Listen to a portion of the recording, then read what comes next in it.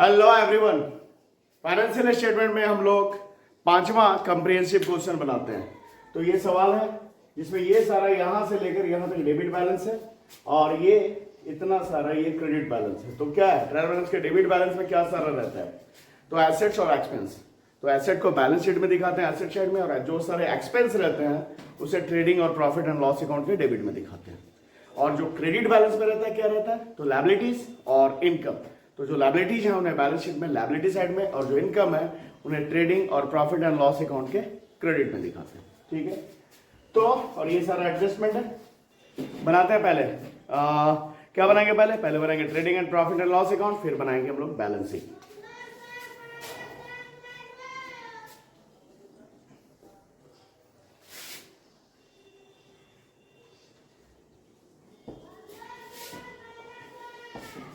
ठीक है, तो यहां पे लिखा क्या? Trading and profit and loss account. ये डेबिट साइड, ये क्रेडिट साइड। क्या ये पर्टिकुलर अमाउंट, इधर भी पर्टिकुलर अमाउंट। तो पहले बनेगा ट्रेडिंग अकाउंट और उसके नीचे बनेगा प्रॉफिट एंड लॉस अकाउंट। तो ट्रेडिंग अकाउंट में डेबिट में सबसे पहले अगर ओपनिंग स्टॉक है तो उसे दिखाएंगे, फिर परचेज को दिखाएंगे, और अगर परचेज रिटर्न वगैरह कुछ है तो उसे घटाएंगे, और फिर सारे डायरेक्ट एक्सपेंस यानी मैन्युफैक्चरिंग से रिलेटेड एक्सपेंसेस, फैक्ट्री से रिलेटेड एक्सपेंसेस, प्रोडक्शन से रिलेटेड एक्सपेंसेस और परचेज से रिलेटेड एक्सपेंसेस, ये सारे डायरेक्ट एक्सपेंस होते हैं, उन्हें दिखाएंगे। और जबकि क्रेडिट में सेल्स दिखाएंगे और सेल्स रिटर्न वगैरह कुछ है तो उसे घटाएंगे, और फिर क्लोजिंग स्टॉक को दिखाएंगे। तो दिखाते हैं। सबसे पहले अगर ओपनिंग स्टॉक है तो यहां पे opening stock to opening stock कितना है? 34,170, 34,170 इसे लिखा है। इसके बाद में परचेज, तो परचेज ये है 97,165 टू परचेज 97,165। इसे अंदर में इसलिए दिखाया क्योंकि परचेज रिटर्न है तो उसे इससे घटाना है, तो फिर नेट परचेज निकल कर यहां दिखेगा। अगर परचेज रिटर्न नहीं होता तो फिर इसे ही सीधे यहां पे दिखा देते। तो भाई परचेज रिटर्न कितना है? ये है 1,140 लेस परचेज रिटर्न 1,140। इसे डिडक्ट किया तो हमारा कितना निकल करके आया? ये 25,069 96,025 ये हो गया हमारा परचेज। उसका जो भी डायरेक्ट एक्सपेंस है, तो डायरेक्ट एक्सपेंस में क्या है? सबसे पहले manufacturing wages to manufacturing wages कितना है? 34,965 34,965 ये हो गया। इसके बाद में और डायरेक्ट एक्सपेंस में क्या? फ्रेट ऑन परचेज, इसे दिखाएंगे टू फ्रेट ऑन परचेज 1,980 1,980 इसे दिखाया। फिर आगे आते हैं तो भाई ये मैन्युफैक्चरिंग एक्सपेंसेस, इसे भी दिखाएंगे। ये भी डायरेक्ट एक्सपेंस है। मैन्युफैक्चरिंग एक्सपेंसेस कितना? ये 9,455 ये हो गया। इससे आगे इलेक्ट्रिसिटी, फैक्ट्री लिखा हुआ है इसमें ब्रैकेट में, तो ये फैक्ट्री से रिलेटेड इलेक्ट्रिसिटी का खर्चा है, इसे दिखाएंगे यहाँ पे। डायरेक्ट एक्सपेंस हुआ टू इलेक्ट्रिसिटी 986 इसे दिखाया। इसके बाद में इंश्योरेंस एंड टैक्स, ये इसका कुछ हिस्सा यहां पे जाएगा। ऐसे तो ये इंश्योरेंस एंड टैक्स ऐसे लिखा हुआ रहता, तो फिर सीधा प्रॉफिट एंड लॉस अकाउंट में दिखाते, वो इनडायरेक्ट एक्सपेंस ही था, पर इससे रिलेटेड कुछ एडजस्टमेंट्स हैं, उन्हें देखते हैं। तो क्या लिखा हुआ है? लिखा हुआ है कि पहला तो लिखा हुआ है कि प्रीपेड इंश्योरेंस है 300 और प्रीपेड टैक्सेज 190, तो ये प्रीपेड है, इसे तो इससे घटा देना है। और फिर लिखा हुआ है अगला जो एडजस्टमेंट है, क्या लिखा हुआ है? 3/5 of insurance and tax, rent and general expenses to be charge to factory and balance to the office. मतलब इंश्योरेंस एंड टैक्स और रेंट और जनरल एक्सपेंस का 3/5 हिस्सा 3/5 जो है वो ट्रेडिंग में दिखाना है, और बाकी जो बच गया, कितना बचा? 2/5, उसे प्रॉफिट एंड लॉस अकाउंट में दिखाना है। तो इन सभी का एक एक करके करते हैं। तो पहले इंश्योरेंस एंड टैक्स का, इंश्योरेंस एंड टैक्स, ये टोटल जो कितना है, ये है 4175 रुपए, 4175। लेकिन इसमें एडवांस है, प्रीपेड है, कितना है? तो 300 रुपया इंश्योरेंस का और टैक्स का 190 रुपया, ये दोनों घटा देंगे। प्रीपेड जो है वो क्या करते हैं, घटा देते हैं, क्योंकि वो अगले साल के लिए खर्च किया गया है, करंट ईयर के लिए नहीं है, वो अगले साल के लिए खर्च है, उसे यहाँ पे घटा देंगे। तो 4175 में 490 घटाया तो कितना आ जाएगा?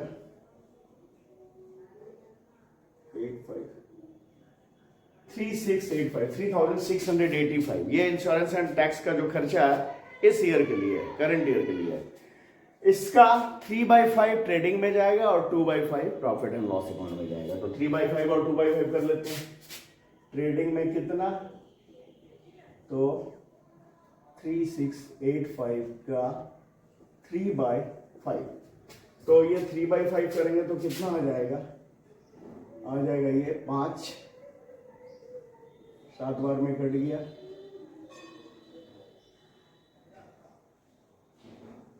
737 बार में कट गया ये। इसे मल्टीप्लाई करेंगे तो आएगा 2211।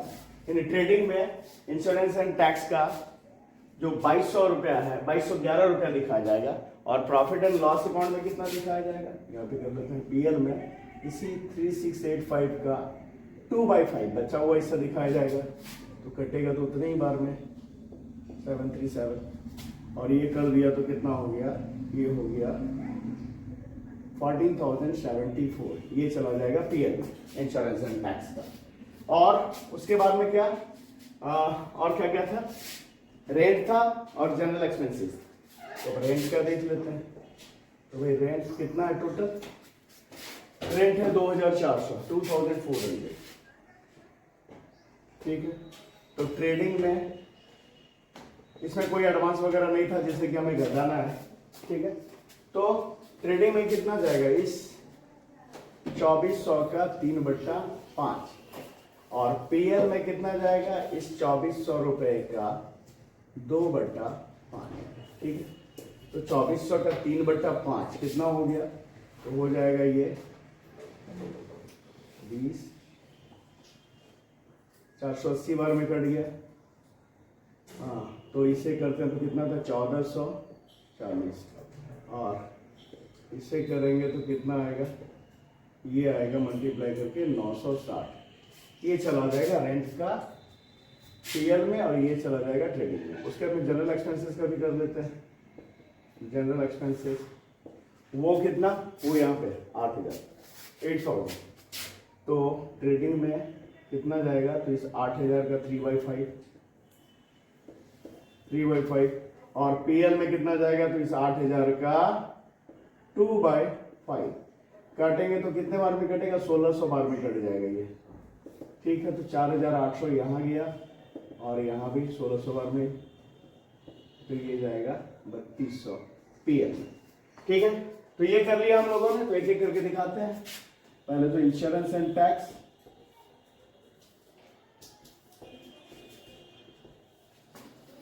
कितना? तो 2211, और रेंट का ट्रेडिंग में कितना चला जाएगा? तो ये 1440, 1440, और उसके बाद में जनरल एक्सपेंसेस का कितना जाएगा? तो ये सॉरी ये जाएगा, ये तो पीएल में जाएगा ना, ये 4,800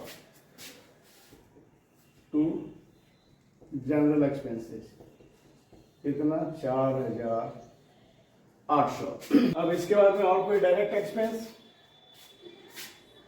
तो भाई डायरेक्ट एक्सपेंस में रिटर्न परचेज तो दिखाई दिया। फ्यूल एंड पावर इसे नहीं दिखाया, इसे दिखा देते हैं। टू फ्यूल एंड पावर, ये कितना है? तो ये है 1276, 1276। तो ये हो गया। अब दिखा देते हैं ट्रेडिंग के डेबिट में, सारे डायरेक्ट एक्सपेंस को दिखा दिया हम लोगों ने। अब क्रेडिट में सबसे पहले सेल्स, तो सेल्स कितना है? सेल्स है यहाँ पे 2,46,850, 2,46,850। इसमें से सेल्स रिटर्न घटा देंगे, लेस सेल्स रिटर्न। तो सेल्स रिटर्न कितना हुआ है? सेल्स रिटर्न यहाँ पे 3,170, 3,170। इसे घटाकर कितना आएगा? तो आएगा 8063342। इसे फिर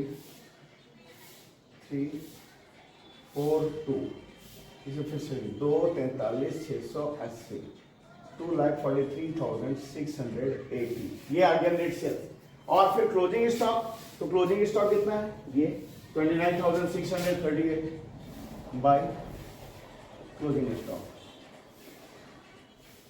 29,638। ये हो गया।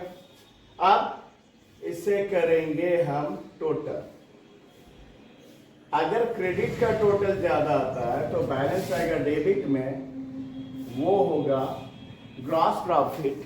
और अगर डेबिट का टोटल ज्यादा आता है तो बैलेंस आएगा क्रेडिट में, वो होगा ग्रॉस लॉस। पर यहां पे तो क्रेडिट का ही टोटल ज्यादा है। देखते हैं कितना है।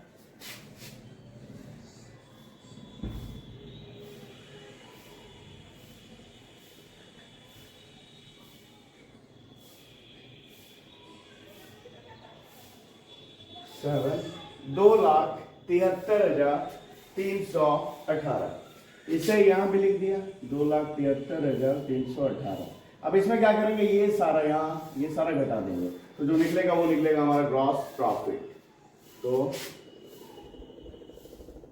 0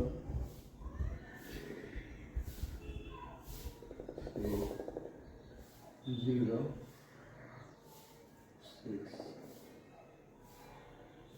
86,010, 86,010, ये निकल गया ग्रॉस प्रॉफिट। क्या लिखेंगे? To gross profit transferred to profit and loss account. ठीक है, ये हमारा क्या बन गया? तो ये बन गया ट्रेडिंग अकाउंट। अब नीचे बनेगा प्रॉफिट एंड लॉस अकाउंट। और ये ग्रॉस प्रॉफिट को ट्रांसफर किया पीएल में, इसे यहां लिखेंगे 86,010। क्या लिखेंगे? By gross profit transferred from trading account. ठीक है। अब जो है यहां बनना है नीचे प्रॉफिट एंड लॉस अकाउंट, जिसके डेबिट में सारे इनडायरेक्ट एक्सपेंसेस, चाहे वो सेलिंग एंड डिस्ट्रीब्यूशन एक्सपेंसेस हो, चाहे वो एडमिनिस्ट्रेटिव एक्सपेंसेस हो, चाहे वो फाइनेंसिंग एक्सपेंसेस हो, जितने भी सारे इनडायरेक्ट एक्सपेंसेस उन्हें दिखाएंगे। तो सबसे पहले यहां पे सैलरीज, इसे दिखा देते हैं। To salaries 10,165। ठीक है, ये दिखा दिया। उसके बाद में फ्रेट ऑन सेल्स, जिसे दिखाएंगे टू फ्रेट ऑन सेल्स। ये कितना है? 2,150, 2,150। इसे दिखाया। उसके बाद में अब इंश्योरेंस एंड टैक्स, जिसका 3/5 यहां दिखाया, 2/5 यहां दिखाएंगे। टू इंश्योरेंस एंड टैक्स कितना है? 2/5 ये 1,474, 1,474। उसके बाद में क्या? रेंट है। रेंट का भी 3/5 ऊपर में दिखा है, 2/5 यहां दिखाएंगे। टू रेंट, रेंट का कितना? ये 2/5, तो 960, इसे दिखाया यहाँ पे। और उसका जनरल एक्सपेंसेस, इसका भी 2/5, 3,200, इसे दिखाएंगे यहाँ। टू जनरल एक्सपेंस 3200 इसे दिखा दिया। अब आगे आते हैं, तो आगे क्या है, स्टेबल एक्सपेंसेस कितना 2473 टू स्टेबल एक्सपेंसेस 2473 इसे दिखाया। इसके बाद अब आगे आते हैं, जब हो ही गया। अच्छा बैड डेट्स वाला कर लेते हैं ना, पहले ये दिखा लेते हैं, interest and bank charges to interest and bank charges कितना है भाई 475 475 इसे दिखाया। उसके बाद में ये बच गया, एडवर्टाइजिंग बच गया, बैड डेट्स का बच गया। तो बैड डेट्स का यहाँ पे है, बैड डेट्स कितना हुआ 1485 1485 और नीचे दिया हुआ है प्रोविजन करना है डाउटफुल डेट्स के लिए या बैड डेट्स के लिए, दोनों का मतलब एक ही है, कितना 5%। और अंदर में भी प्रोविजन फॉर डाउटफुल डेट्स है कितना 6000। तो ये जो अंदर ट्रायल बैलेंस में वो ओल्ड प्रोविजन है, और जो अभी हम करेंगे ये 5% ये new provision for doubtful debts है। ठीक है, तो पहले इसी क्या करते हैं, उसका एडवर्टाइजिंग से करेंगे। तो उसका क्या है, कैसे करेंगे, तो सबसे पहले बैड डेट्स का जो प्रोविजन करते हैं किस पे करते हैं, डेटर्स पे करते हैं। तो डेटर्स हमारा कितना है 78,140 हमें करना है provision for doubtful debts eight the rate of कितना 5% करना है।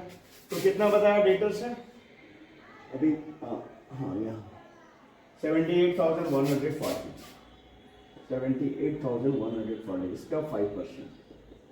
इसका 5% अगर करेंगे तो आएगा हमारा 3,907। मैंने पहले से कैलकुलेशन किया था वो दिखा दिया, आप लोग खुद से भी करके देखेंगे। अच्छा ये तो सीधा इस डेटर्स पे निकाल दिया 5%। अगर एडिशनल बैड डेट्स या फर्दर बैड डेट्स होता उस स्थिति में इस डेटर से पहले उसे हम घटाते, उसके बाद जो बचता उस पर 5% करते, पर यहाँ पे एडिशनल या फर्दर बैड डेट दोनों का मतलब एक ही होता है, वो नहीं है। ठीक है, तो ये हमारा न्यू प्रोविजन हो गया। ठीक है, अब उसके बाद में क्या करते हैं, बैड डेट्स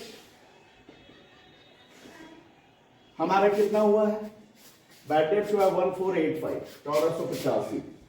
इसके साथ ये न्यू प्रोविजन को जोड़ते हैं जो भी हमने किया है, एड न्यू प्रोविजन। ये कितना किया 3,907 तो इसे जोड़कर कितना आ गया 5392 इसका टोटल आया। बैड डेट्स और न्यू प्रोविजन का टोटल आया 5,392। और इसमें से ओल्ड प्रोविजन जो है, ओल्ड प्रोविजन कहाँ है, ट्रायल बैलेंस के अंदर है, वो कितना है, ओल्ड प्रोविजन को घटाते हैं, ये लेस ओल्ड प्रोविजन कितना है 6,000। तो कितना आ गया 608। लेकिन ये नेगेटिव आया, कहने का मतलब क्योंकि ओल्ड प्रोविजन ही ज्यादा है, बैड डेट्स और न्यू प्रोविजन के टोटल से ओल्ड प्रोविजन ही ज्यादा है, तो ये नेगेटिव में आया। इसे कहाँ दिखाएंगे, पीएल के क्रेडिट में।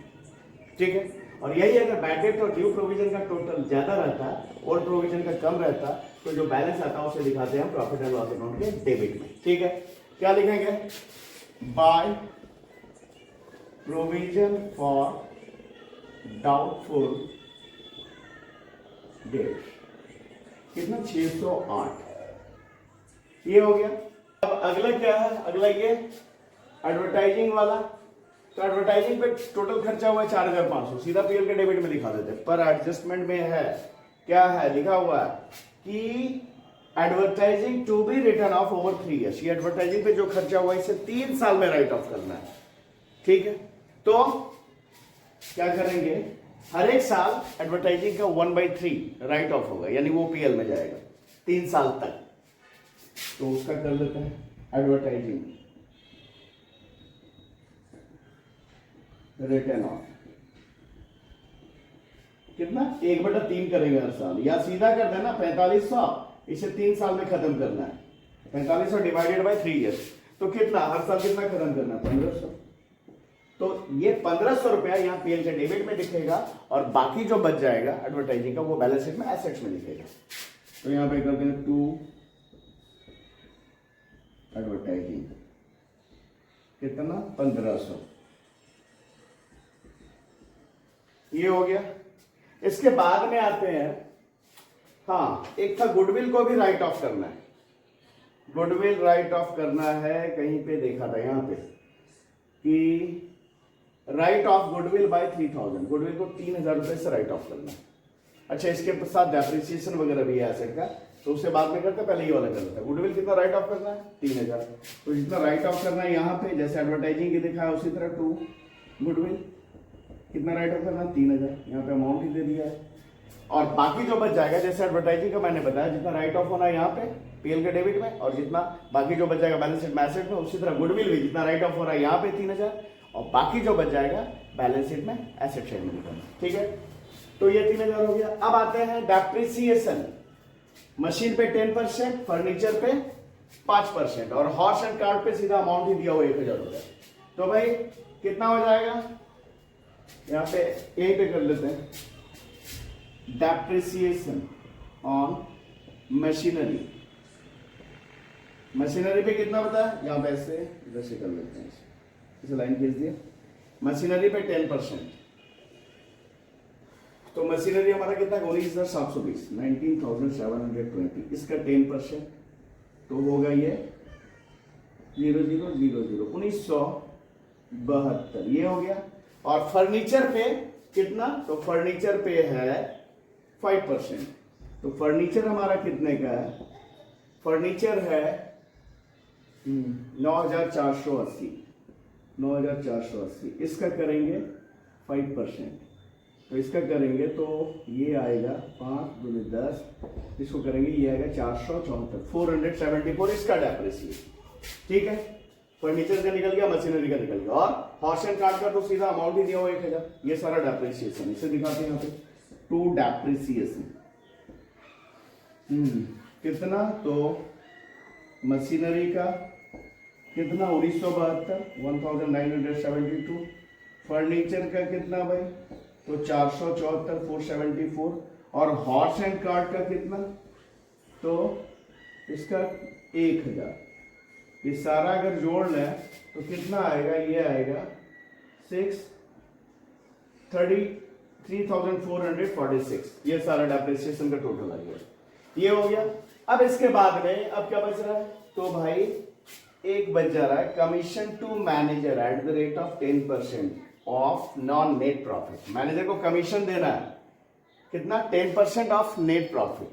अच्छा यहाँ पे एक मिस्टेक हुआ है, ये सैलरी जो है ना, यहाँ पे लिखने में गलती किया मैंने, तो जो सैलरी है ये 10,135 है, कितना 35, जबकि मैंने 65 लिख दिया, तो ये 10,135। ठीक है, हाँ तो क्या बता रहे थे कि मैनेजर को कमीशन देना है 10% ऑफ नेट प्रॉफिट, तो भाई वो पहले निकालना पड़ेगा नेट प्रॉफिट हमें, तो कैसे निकालेंगे, तो यहाँ पे दिख रहा है, हाँ इस तरह का टोटल कर लिया, तो ये आएगा 86,618। इस 86,618 में से 86,618, ठीक है। अब इसमें से क्या करेंगे, यहां से ये सारा जो है डिडक्ट करेंगे, डिडक्ट करके जो प्रॉफिट आएगा उसी प्रॉफिट का 10% मैनेजर को देंगे कमीशन। तो इधर का टोटल कर लेते हैं कितना आएगा, तो 3, फिर ये 1, इसके बाद में 8,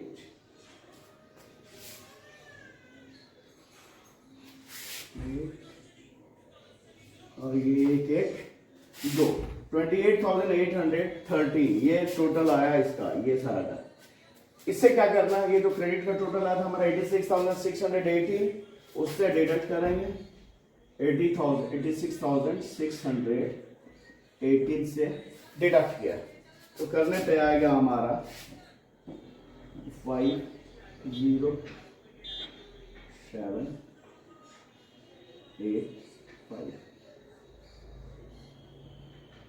58,705 है ना। कितना आया, इसमें से इसे घटाया तो हमारा आया 58,705। इस 58,705 पे 10% कमीशन देना है मैनेजर को। तो वो कैसे निकलेगा, तो यहाँ पे क्या लिखा हुआ देखते हैं, 10% ऑन नेट प्रॉफिट। मैं क्या है, commission to manager at the rate of 10% on net profit after charging such commission. ये आफ्टर चार्जिंग लिखा हुआ है ना, तो उस स्थिति में 10% देना है तो क्या करेंगे, 10/110। 20% रहता तो 20/120, 5% रहता तो 5/105। कहने का मतलब है जो बैलेंस आया मल्टीप्लाई जो रेट है divided by 100 plus that rate. और यही अगर बिफोर चार्जिंग सच कमीशन लिखा रहता ना तो सिंपल निकालते हैं 10/100, 5/100, 20/100। लेकिन यहाँ पे आफ्टर लिखा है, उस स्थिति में हम वही करेंगे। ठीक है, तो क्या करेंगे यहाँ पे 58,705 मल्टीप्लाई 10/110 ऐसे करके निकाल लेंगे। तो ये कैलकुलेट क्या हुआ मेरा, आप लोग खुद से भी कैलकुलेट करके देखेंगे तो ये आएगा 5,255 मैनेजर का कमीशन। उसे यहां दिखा है, उसे दिखाएंगे टू मैनेजर कमीशन कितना, 5,255 हो गया। अब निकाल लेंगे बैलेंस, वही होगा हमारा नेट प्रॉफिट। तो यहां पे कर लेते हैं, कितना आ गया नेट प्रॉफिट, 0, उसके बाद में 5, उसके बाद में 5, उसके बाद में 2 और फिर 5, 52,550 ये आया हमारा net profit. To net profit transferred to capital account. ठीक है, ये बन गया हम लोगों का प्रॉफिट एंड लॉस अकाउंट। अब बनाते हैं बैलेंस शीट। तो अब बनाते हैं हम लोग बैलेंस शीट।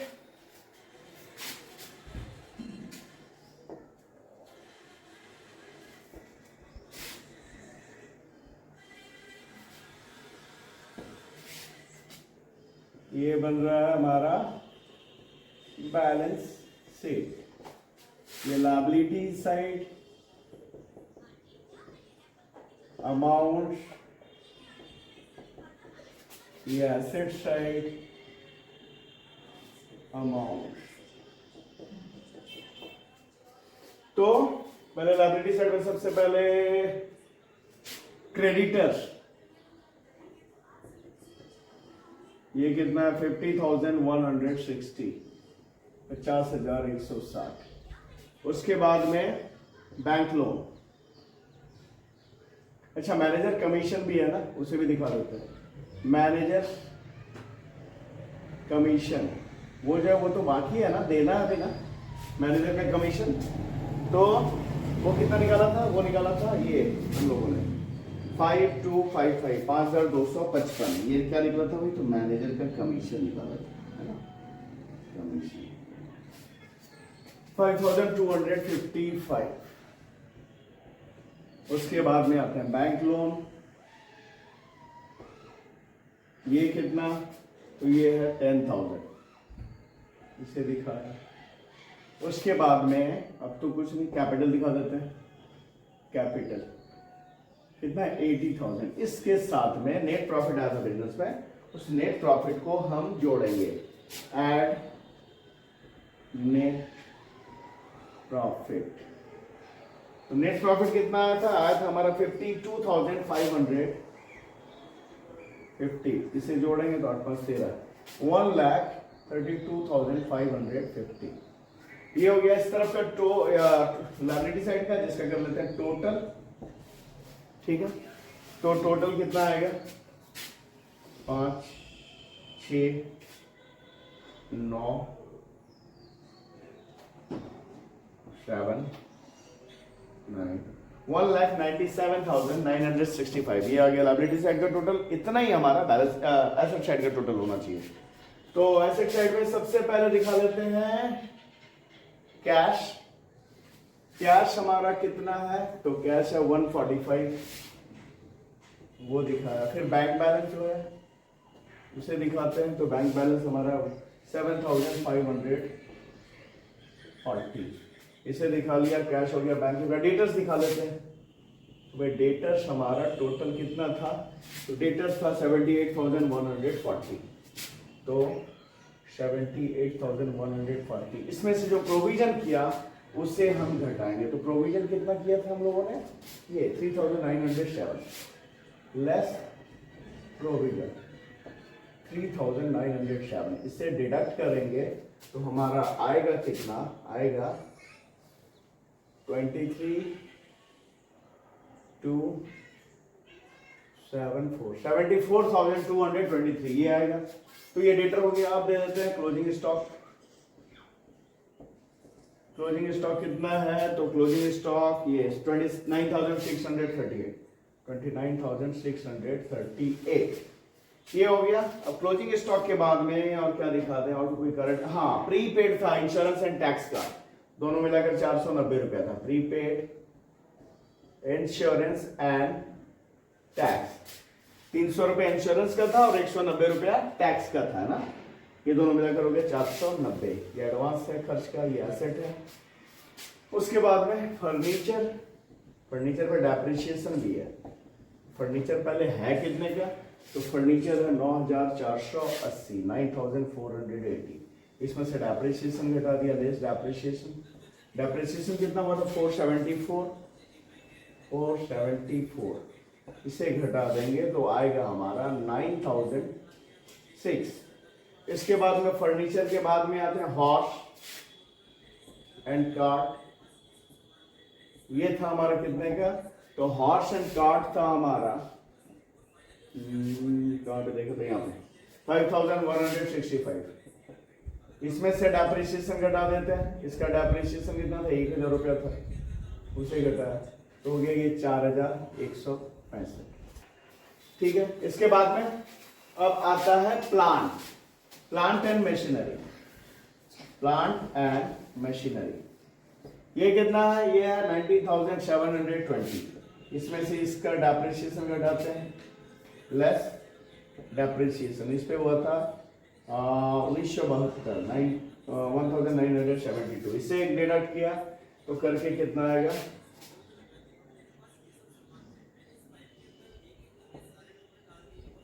17,748, ये हो गया। इसके बाद में बिल्डिंग दिखा देते हैं, बिल्डिंग कितने का है, तो बिल्डिंग ये 25,000, इसे दिखा दिया। बिल्डिंग के बाद में अब रह गया वही एडवर्टीजमेंट, क्योंकि 3 साल में राइट ऑफ होना था, तो जितना राइट ऑफ इस साल होना था वो पीएल के डेबिट में दिखाया और बाकी जो बच गया उसे दिखाएंगे बैलेंस शीट में। तो एडवर्टाइजिंग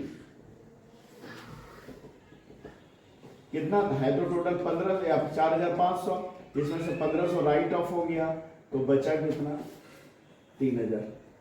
और फिर गुडविल, गुडविल में भी वही बात है, टोटल है 30,000 का, जिसमें से इस साल राइट ऑफ हुआ 3,000, तो घट कर बचा वो 27,000।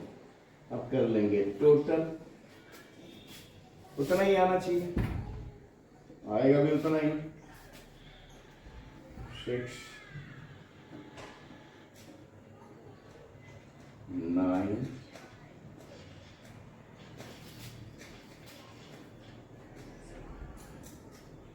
7